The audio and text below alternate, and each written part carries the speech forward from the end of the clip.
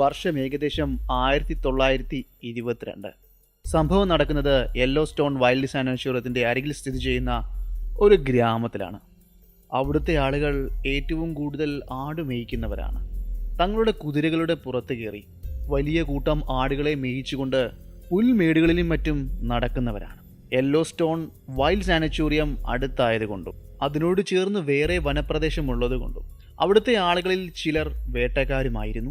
ആ ഗ്രാമത്തിൽ തന്നെ വേട്ടക്കാരനായ ജോസഫ് എന്ന് പറയുന്ന ഒരു വ്യക്തിക്ക് ഒരു പറ്റം ആട്ടിൻകൂട്ടങ്ങൾ ഉണ്ടായിരുന്നു. അതിനെ മേയ്ക്കുവാൻ പോകുന്ന സമയത്താണ് അയാൾ അത് ശ്രദ്ധിച്ചത്. ഓരോ ദിവസങ്ങൾ കഴിയും തോറും തങ്ങളുടെ ആട്ടിൻകൂട്ടത്തിൽ നിന്നും പല ആടുകളെയും കാണാതാകുന്നതായി. ഒരു ദിവസം ജോസഫ് തീരുമാനിച്ചു ഇതിന് പിന്നിലെ രഹസ്യം അറിയണമെന്ന്.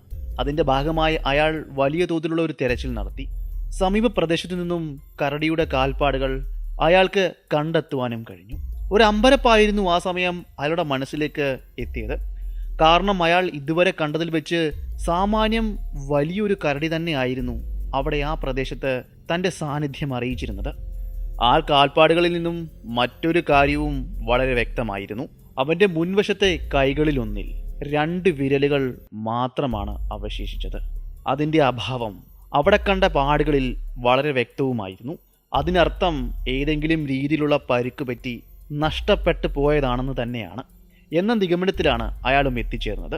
ഇങ്ങനെയൊക്കെയാണെങ്കിലും ഈ കരടിയെ വെറുതെ വിടുവാൻ അയാൾ തീരുമാനിച്ചിരുന്നില്ല. തൻ്റെ കൂടെ വന്ന സുഹൃത്തുക്കളെ വലിയ ആട്ടുംപറ്റത്തെ ഏൽപ്പിച്ചുകൊണ്ട് തൻ്റെ കുതിരയുടെ മേലേറി അയാൾ തിരികെ ഗ്രാമത്തിലേക്ക് പോയി. തൻ്റെ വീടിനോട് ചേർന്ന് തന്നെ സാധനങ്ങളും മറ്റും പണിയായുധങ്ങളും മറ്റും ശേഖരിച്ചു വെക്കുന്ന ചെറിയൊരു ഭാഗമുണ്ട്. ചെറിയൊരു വീട് പോലെയാണ്. തൻ്റെ വീട്ടിൽ നിന്നും ഏകദേശം 10 അടി 12 അടി മാറിയാണ് അത് സ്ഥിതി ചെയ്യുന്നത്. അദ്ദേഹം ദേഷ്യപ്പെട്ട് അതിനുള്ളിലേക്ക് കയറിപ്പോയി. അവിടെ നിന്നും അദ്ദേഹം എടുത്തുകൊണ്ടുവന്നത് സാമാന്യം വലിപ്പമുള്ള കുറച്ച് ബിയർ ട്രാപ്പുകളാണ്. കരടിക്കണി. ബിയർ ട്രാപ്പ് എന്താണെന്ന് ഞാൻ ഇതിനു മുന്നേ പറഞ്ഞ പല കഥകളിലും പറഞ്ഞിട്ടുണ്ട്. കൂർത്ത പല്ലുകളോട് കൂടിയ കരടിയെ പിടിക്കുവാൻ വേണ്ടി ഉപയോഗിക്കുന്ന ഒരു ട്രാപ്പാണ് ബിയർ ട്രാപ്പ്. അതിലകപ്പെട്ടാൽ പിന്നെ പുറത്തു പോകുക എന്നത് വളരെ പ്രയാസമേറിയ കാര്യം തന്നെയാണ്. എങ്കിലും പല സമയങ്ങളിലും പല കരടികളും അത് ഭേദിച്ചുകൊണ്ട് പുറത്തു പോകാറുണ്ട്. അങ്ങനെ പുറത്തു പോകുമ്പോഴും ആ ബിയർ ട്രാപ്പുകൾ അവരുടെ കാലിലാണോ കയ്യിലാണോ എവിടെയാണോ കുടുങ്ങിയിരിക്കുന്നത് അവിടെ തന്നെ കാണുകയും ചെയ്യും. ചിലപ്പോഴെല്ലാം കയ്യോ കാലോ നഷ്ടമാകുകയും ചെയ്യും. അത്രയും അപകടകാരിയായ ബിയർ ട്രാപ്പുകൾ എടുത്തുകൊണ്ടാണ് അയാൾ അന്നത്തെ ദിവസം പുറത്തേക്ക് പോയത്. ആ കുന്നിൻ ചെരുവിലെ പല ഭാഗങ്ങളിലായി അദ്ദേഹം ആ ബിയർ ട്രാപ്പുകൾ സ്ഥാപിച്ചു. അതിനുശേഷം തൻ്റെ ആടുകളെ മേയിച്ചുകൊണ്ട് പുറത്തേക്ക് വരികയും ചെയ്തു. പിറ്റേ ദിവസവും അതിൻ്റെ പിറ്റേ ദിവസവും അയാൾ അവിടേക്ക് പോയിരുന്നില്ല. എന്നാൽ ഒരു ദിവസം കാലത്തെ ഒരു വലിയ കരടിയുടെ ശബ്ദം ആ കുന്നിൻ ചെരുവിൽ നിന്നും ഉയർന്നു കേട്ടു. അത് കേട്ട ഉടനെ തന്നെ തൻ്റെ കൈവശമുള്ള വിഞ്ചസ്റ്റർ 405 എടുത്തുകൊണ്ട് അയാൾ അവിടേക്ക് യാത്ര തിരിച്ചു. തൻ്റെ കുതിരയുടെ മേലേറി. അദ്ദേഹത്തിൻ്റെ പത്നി വളരെ വിഷമത്തിലാണ്. കാരണം ശബ്ദം കേട്ടപ്പോൾ തന്നെ അതിൽ നിന്നും വിലക്കിയിരുന്നു. എങ്കിലും അയാൾ കർക്കശമായി തൻ്റെ റൈഫിൾ എടുത്തുകൊണ്ടുവരുവാൻ അവളോട് ആജ്ഞാപിച്ചു. അതിൻ്റെ ഫലമായി തന്നെയാണ് ആ റൈഫിൾ എടുത്ത് അവൾ അവൻ്റെ കയ്യിൽ കൊടുത്തത്. അതും എടുത്തുകൊണ്ടാണ് ഇപ്പോൾ അവൻ ആ സംഭവം നടക്കുന്ന സ്ഥലത്തേക്ക് പോയത്. അയാൾ പോയി കുറച്ചു സമയത്തിന് ശേഷം അവിടെ നിന്നും വലിയൊരു വെടിയുടെ ഒച്ച ഉയർന്നു കേട്ടു. അവൾ വളരെ സന്തോഷത്തിലാണ്. തൻ്റെ ഭർത്താവ് ആ കരടിയെ കൊന്നു കാണുമെന്ന് തന്നെയാണ് അവൾ ചിന്തിച്ചത്. എന്നാൽ സമയമേറെ വൈകിയിട്ടും അയാളും തൻ്റെ കുതിരയും അവിടേക്ക് മടങ്ങി വരാത്തതിൽ അവൾക്കെന്തോ പന്തികേട് തോന്നി. അവൾ ആ ഗ്രാമത്തിലേക്ക് ഓടിച്ചെന്ന് അവന്റെ സുഹൃത്തുക്കളെ കാര്യം അറിയിച്ചു. ഏകദേശം മണിക്കൂറുകൾക്കപ്പുറം സുഹൃത്തുക്കളും മറ്റു ചില ആളുകളും ചേർന്ന് അവിടേക്ക് ഒരു തിരച്ചിൽ നടത്തി. അങ്ങനെ അവിടെ നടത്തിയ തിരച്ചിലിന് അവസാനം അവരത് കണ്ടെത്തി. കരടിയുടെ കൂർത്ത നഖങ്ങൾ ആഴത്തിലിറങ്ങിയ ശരീരവും 2 തകർന്നു കിടക്കുന്ന റൈഫിലും അതിനപ്പുറത്തായി ഒഴിഞ്ഞ കാട്രിഡ്ജും അവർ കണ്ടു. അതിൽ നിന്നും ഒരു കാര്യം മനസ്സിലായി. അവന്റെ ആദ്യ തിര ആ കരടിയുടെ ശരീരത്തെ എവിടെയോ തറച്ചിരിക്കുന്നു. അതിനുശേഷം ആ കരടി അക്രമാസക്തനാകുകയും അയാളെ ആക്രമിക്കുകയുമായിരിക്കാം ചെയ്തത്. കരടിയുടെ ആദ്യ ആക്രമണമെല്ലാം അവന്റെ കൈവശം ഉണ്ടായിരുന്ന റൈഫിൽ കൊണ്ട് തടുത്തിരിക്കണം. റൈഫിലിന്റെ പിടിയിലെ നഖങ്ങൾ കൊണ്ടുള്ള പാടും അത് 2 ഒടിഞ്ഞതും കണക്ക് കൂട്ടുകയാണെങ്കിൽ കരടിയുടെ അടി തടുക്കുവാൻ നോക്കിയപ്പോഴായിരിക്കാം ആ തോക്ക് 2 തകർന്നു പോയത്. പിന്നീട് കരടി തന്റെ കൂർത്ത നഖങ്ങൾ കൊണ്ട് അയാളുടെ മുഖത്തടിക്കുകയും തല കടിച്ചു പറിച്ച് എടുത്തുകൊണ്ടു പോകുകയുമായിരിക്കാം ചെയ്തത്.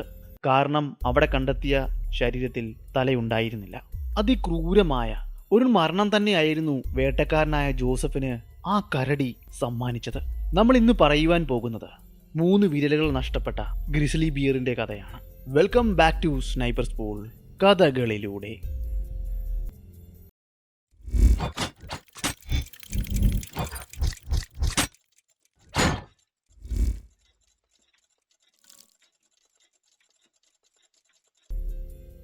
നമ്മൾ കഥയുടെ തുടക്കത്തിൽ പറഞ്ഞ സംഭവങ്ങൾ നടക്കുന്നതിനും വർഷങ്ങൾക്ക് മുന്നേ ക്രിസ് മൗണ്ടിന് സമീപത്ത് താമസിച്ചിരുന്ന ജോണി ഗ്രഹമാൻ എന്ന 63 വയസ്സുകാരനാണ് ഈ കരടിയെ ഇത്രയും വലിയ അക്രമകാരിയായ ഒരു കരടിയാക്കി മാറ്റി തീർത്തത്. പിൽക്കാലത്ത് 2 വിരലൻ കരടി എന്ന പേര് വരെ നേടിക്കൊടുത്തത്. ഇനിയും നമ്മൾ പോകുന്നത് ആ കഥയിലേക്കാണ്. അദ്ദേഹത്തിന് വലിയൊരു ഫാം ഹൗസ് ആയിരുന്നു ക്രിസ് മൗണ്ടിന് സമീപത്ത് ഉണ്ടായിരുന്നത്.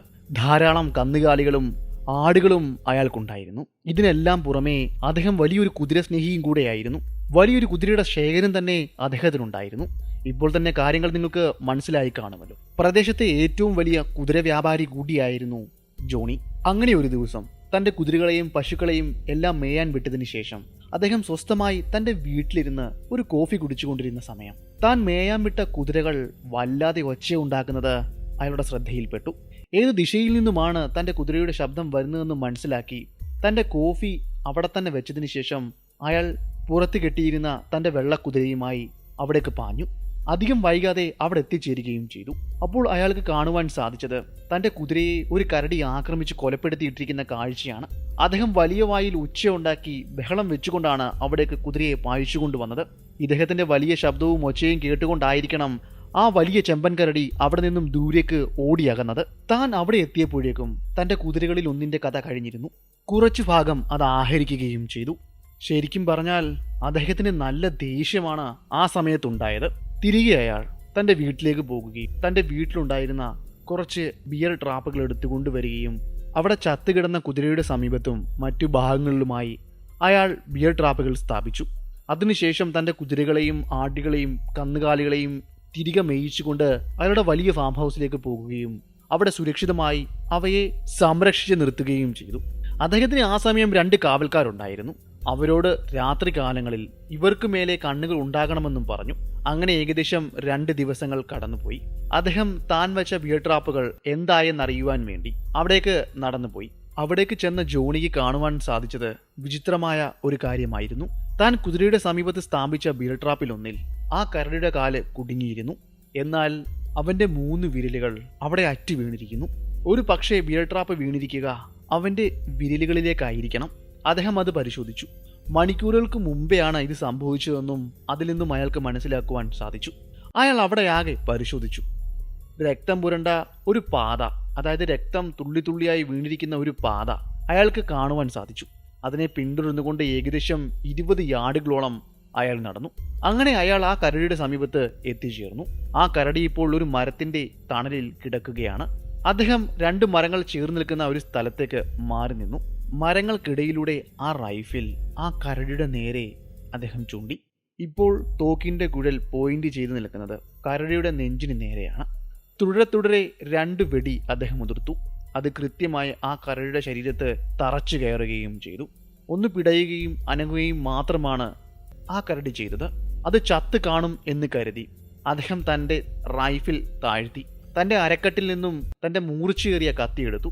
അത് മറ്റൊന്നിനുമായിരുന്നില്ല, ചത്തുകിടക്കുന്ന ആ കരടിയുടെ ശരീരത്തിൽ നിന്നും അതിന് തൊലി ഇരിഞ്ഞെടുക്കുവാൻ വേണ്ടിയായിരുന്നു.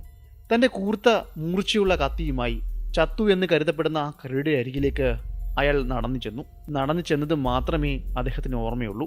ഇത് പറയുവാനും മറ്റൊരു കാരണമുണ്ട്. കാരണം അങ്ങ് അകലെയായി അദ്ദേഹത്തെ പിന്തുടർന്നുകൊണ്ട് തന്റെ കാവൽക്കാരിൽ ഒരാൾ ശബ്ദം കേട്ട് അവിടേക്ക് വരുന്നുണ്ടായിരുന്നു. അപ്പോഴേക്കും മൂർച്ചയേറിയ കത്തിയുമായി അദ്ദേഹം കരടിയുടെ അരികിലേക്ക് എത്തിയിരുന്നു.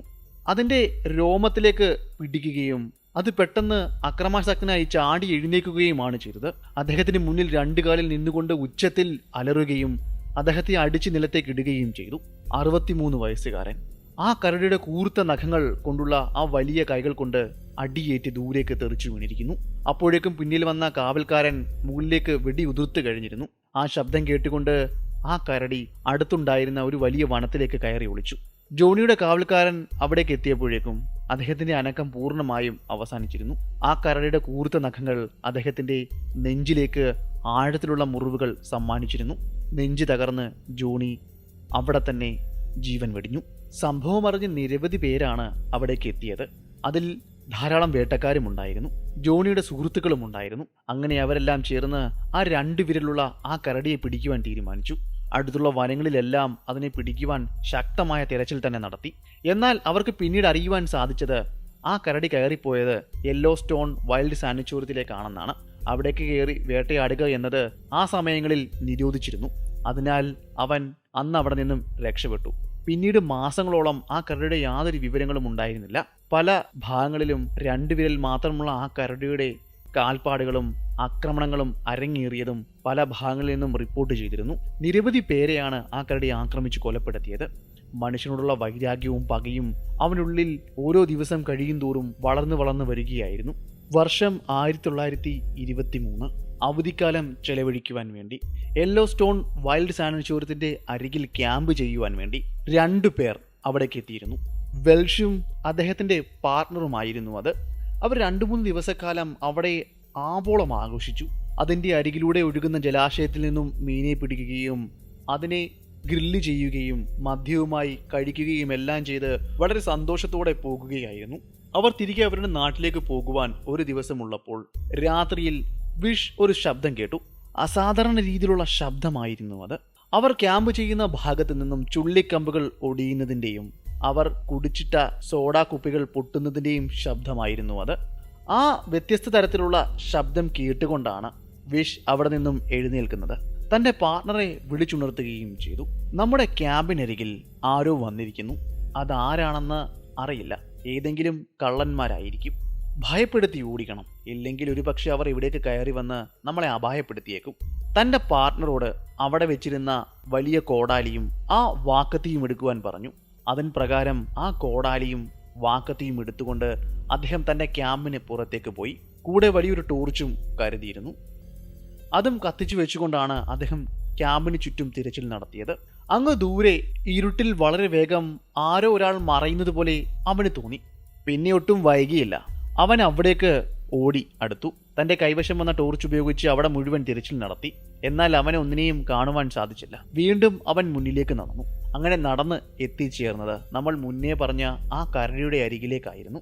ഉച്ചത്തിൽ അലറിയ കരടി 2 കാലിൽ എഴുന്നേറ്റ് നിന്ന് കത്തിച്ചു പിടിച്ച ടോർച്ചുമായി നിന്നിരുന്ന വിഷിനെ അടിച്ചു ദൂരേക്ക് തെറിപ്പിച്ചു. തൻ്റെ കൈവശം വരുന്ന കോടാലി ദൂരേക്ക് തെറിച്ചുപോയി. വാക്കത്തിയും ടോർച്ചും. എന്ത് ചെയ്യണമെന്നറിയാതെ അവിടെ വേദനയാൽ പിടഞ്ഞു. ഉച്ചത്തിൽ നിലവിളിച്ചുകൊണ്ടിരുന്ന വിഷിന് നേരെ ആ വലിയ കരടി ചാടി വീണു. അവനെ കടിച്ച് കീറി കാണണം. വിഷിന്റെ വേദനാജനകമായ അതിദയനീയമായ നിലവിളി കേട്ടുകൊണ്ട് അവന്റെ പാർട്ണർ ആകെ ഭയന്നു വിറച്ചു.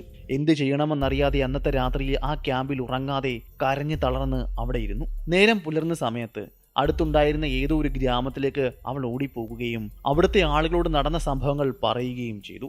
അങ്ങനെ അവരുടെ സഹായത്തോടെ വിഷിനെ തിരക്കി അവിടെ മാകെ അവർ അരിച്ചു പെറുക്കി. മണിക്കൂറുകൾ നീണ്ടുനിന്ന തിരച്ചിലിനൊടുവിൽ വിസിന്റെ ശരീരം അവർ കണ്ടെത്തി. അങ്ങനെ കണ്ടെത്തിയ ശരീരം ആകെ വികൃതമായിരുന്നു. നഖങ്ങൾ കൊണ്ട് ആകെ വലിച്ചിടിഞ്ഞ് കീറിയ അവസ്ഥയിലായിരുന്നു. സമീപത്ത് നിന്നും കിട്ടിയ കാലടയാളങ്ങളിൽ നിന്നും സംഭവത്തിലെ പ്രതി ആരാണെന്നും അവിടുത്തെ ആളുകൾക്ക് മനസ്സിലായി. ആ കാലടയാളങ്ങൾ കണ്ടതും അവിടുത്തെ ആളുകൾ ആകെ ഭയപ്പെട്ടു.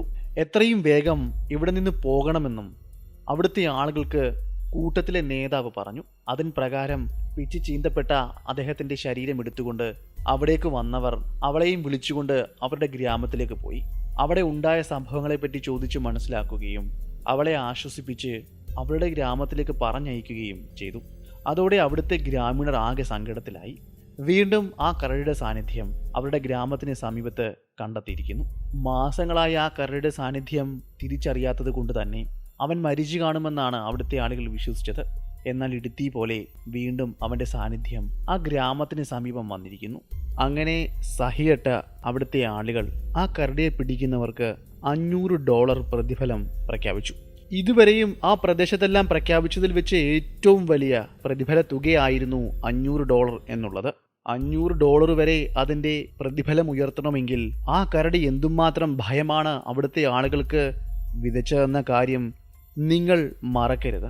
അത് മരിക്കുന്നതിന് തൊട്ടു മുന്നേ വരെ ഏകദേശം 20-ൽ പരം ആളുകളെയാണ് പരലോകത്തേക്ക് അയച്ചത്. അതും അതിക്രൂരമായ മരണം നൽകിക്കൊണ്ട്. യാതൊരു പ്രകോപനവും കൂടാതെയാണ് ആ കരടി ആക്രമണങ്ങൾ അത്രയും അഴിച്ചുവിട്ടുകൊണ്ടിരുന്നത്. അങ്ങനെ ഈ ആരെയും ആകർഷിക്കുന്ന രീതിയിലുള്ള പ്രതിഫല തുക കേട്ട് മൈക്കിൾ ജോർജ് എന്ന 25 വയസ്സുകാരൻ ആ ഗ്രാമത്തിലേക്ക് കടന്നു വന്നു. അദ്ദേഹത്തിന്റെ കൈവശം ആ സമയത്തുണ്ടായിരുന്നത് വിഞ്ചസ്റ്ററിന്റെ 405 എന്ന അതിമാരകമായ പ്രഹരശേഷിയുള്ള റൈഫിലുകളിൽ ഒന്നായിരുന്നു. അവനെപ്പറ്റിയ കേട്ട കഥകളെല്ലാം അപ്പാടെ വിശ്വസിക്കുവാൻ അദ്ദേഹം തയ്യാറല്ലായിരുന്നു. അവർ പറഞ്ഞ കഥകളിൽ ആ കരടിക്കുണ്ടായിരുന്നത് മറ്റൊരു വിശേഷണവും കഥകളുമായിരുന്നു. അവർ പറയുന്നത് അത് സാധാരണ ഒരു കരടിയല്ല എന്നും നിരവധി ആളുകൾ അതിനെ പിടിക്കുവാൻ നോക്കിയിട്ട് അവർക്കെല്ലാം മരണമീകിയ കരടിയാണെന്നുമെല്ലാമാണ്. പലരും എന്നെ പിന്തിരിപ്പിക്കുവാൻ നോക്കി, എന്നാൽ പിന്തിരിഞ്ഞോടുവാൻ ഞാൻ തയ്യാറായിരുന്നില്ല. അവൻ സഞ്ചരിക്കാറുള്ള യെല്ലോ സ്റ്റോൺ വൈൽഡ് സാനിച്വറിയത്തിന് അരികിലുമെല്ലാം ഞാൻ അവനെ അന്വേഷിച്ച് നടന്നിരുന്നു. എന്നെ കൂടെ വരുവാനോ എന്നെ സഹായിക്കുവാനോ ഗ്രാമത്തിൽ നിന്നും ആരും തയ്യാറായില്ല. ഒരു ട്രാക്കർമാരെയും കണ്ടെത്തുവാനും എനിക്ക് സാധിച്ചില്ല. അതുകൊണ്ട് തന്നെ അവനെ പിടിക്കുക എന്നത് വളരെ ദുസ്സഹരമായ കാര്യമായിരുന്നു. ഏകദേശം 1 മാസക്കാലം ഞാൻ ആ ഗ്രാമത്തിൽ ചിലവഴിച്ചു, അവൻ്റെ സാന്നിധ്യത്തെപ്പറ്റി കൂടുതൽ കാര്യങ്ങളും വിവരങ്ങളും മനസ്സിലാക്കുവാൻ വേണ്ടി. അവർ പറഞ്ഞതിൽ ഒരു കാര്യം ശരിയാണ്. ഗ്രാമത്തിന് സമീപത്ത് വെച്ച് കണ്ടെത്തിയ കാൽപ്പാടുകളിലൊന്നും അവൻ്റെ 3 വിരലുകൾ ഉണ്ടായിരുന്നില്ല. അതിനർത്ഥം അവന് 2 വിരലുകൾ മാത്രമേ ഉള്ളൂ എന്നതാണ്. അതുകൊണ്ട് കുറച്ച് കഥകളെല്ലാം അവനെപ്പറ്റി പറഞ്ഞത് സത്യം തന്നെയാണ്. അവനെ എങ്ങനെയാണ് ഇങ്ങനെയായി തീർന്നതെന്നുള്ള കഥയും സത്യം തന്നെയാണ്. എങ്ങനെയാണ് മനുഷ്യവിരോധിയായതെന്നുള്ളതും സത്യം തന്നെയാണ്. അവൻ മനുഷ്യവിരോധിയായ ഒരു കരടി തന്നെയാണ്. അവനിപ്പോൾ നോട്ടമിട്ടിരിക്കുന്നത് ഗ്രാമത്തിൽ വളർത്തുന്ന വളർത്തു മൃഗങ്ങളെയുമാണ്. ഗ്രാമത്തിൽ നിന്നും ശേഖരിച്ച നിരവധി ബിയർ ട്രാപ്പുകൾ ഗ്രാമത്തിന്റെ പല ഭാഗങ്ങളിലായി ഞാൻ സ്ഥാപിച്ചു. അതിലൊന്നിന്റെ അരികിൽ ഒരാടിനെയും കെട്ടിയിടുക കൂടി ചെയ്തു. എന്നിട്ടും ആഴ്ചകളോളം വേണ്ടി വന്നു അവന്റെ സാന്നിധ്യം എനിക്ക് മനസ്സിലാക്കുവാൻ വേണ്ടി. ആടിനെ അവൻ പിടികൂടി. അവന്റെ കാലിലൊന്നിൽ ബിയർ ട്രാപ്പ് കുടുങ്ങുകയും ചെയ്തു. എന്നാൽ അത് തകർത്തുകൊണ്ട് അവൻ പോകുകയാണ് ചെയ്തത്. ബിയർ ട്രാപ്പിൽ ഒന്ന് നഷ്ടമായിരിക്കുന്നു.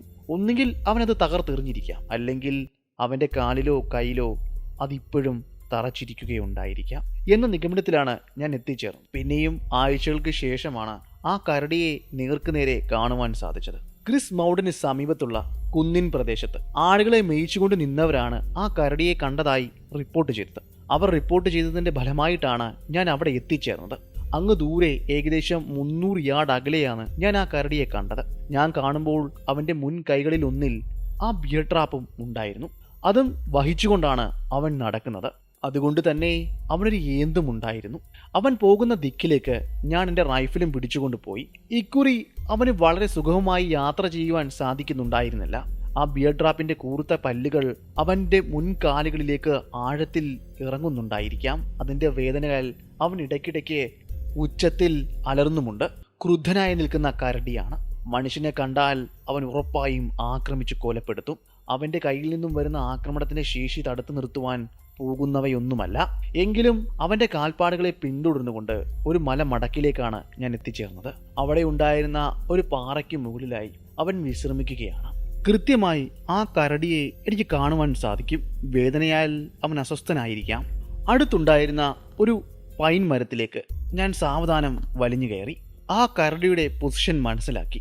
അതിനുശേഷം അവിടെ നിന്നും താഴേക്ക് ഇറങ്ങുകയും മറുവശത്തേക്ക് പോകുകയും ചെയ്തു.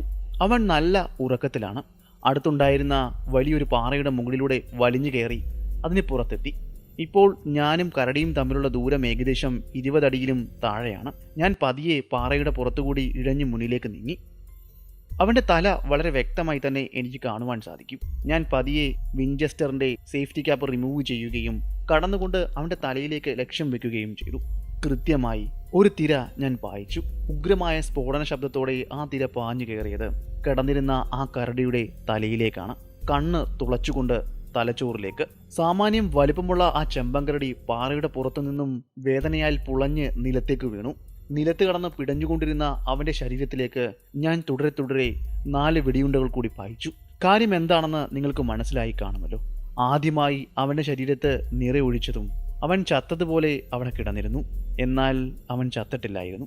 കുറേ സമയം ഞാൻ ആ പാറയുടെ പുറത്ത് തന്നെ നിന്നു. അവന്റെ മരണം ഉറപ്പിച്ചതിന് ശേഷം ഞാൻ പതിയെ പാറയുടെ മുകളിൽ നിന്നും താഴേക്ക് ഇറങ്ങി. എൻ്റെ തോക്കിൻ്റെ കുഴൽ കൊണ്ട് അവൻ്റെ ശരീരത്ത് കുത്തി നോക്കി. അവൻ്റെ അനക്കം പൂർണ്ണമായും അവസാനിച്ചു എന്ന് ബോധ്യപ്പെട്ടതിന് ശേഷമാണ് അതിനെ അവിടെ തന്നെ ഉപേക്ഷിച്ച് ഞാൻ ഗ്രാമത്തിലേക്ക് പോയത്. അവിടെ ചെന്ന് അവരോട് കാര്യങ്ങളെല്ലാം അവതരിപ്പിച്ച് അവരെയും കൊണ്ട് ചത്തുകിടന്ന ആ കരടിയുടെ അരികിലേക്ക് പോകുകയും അതിൻ്റെ തൊലി ഉരിഞ്ഞെടുക്കുകയും ചെയ്തു. അതിൻ്റെ കൂടെ അവർ പ്രഖ്യാപിച്ച പാരിതോഷിക തുകയായ $500 ഞാൻ വാങ്ങിയെടുത്തു. നമ്മുടെ ഇന്നത്തെ കഥ ഇവിടം കൊണ്ട് അവസാനിക്കുകയാണ്. ഞാൻ ഇന്ന് പറഞ്ഞ ഈ കഥ നിങ്ങൾക്ക് ഇഷ്ടമായെങ്കിൽ നിങ്ങളുടെ ഇഷ്ടം കമൻറ്റിലൂടെയും ലൈക്കിലൂടെയും അറിയിക്കുക. പുതിയൊരു വീഡിയോയുമായി അടുത്ത ദിവസം വരുന്നതായിരിക്കും. അതുവരെ ഗുഡ് ബൈ.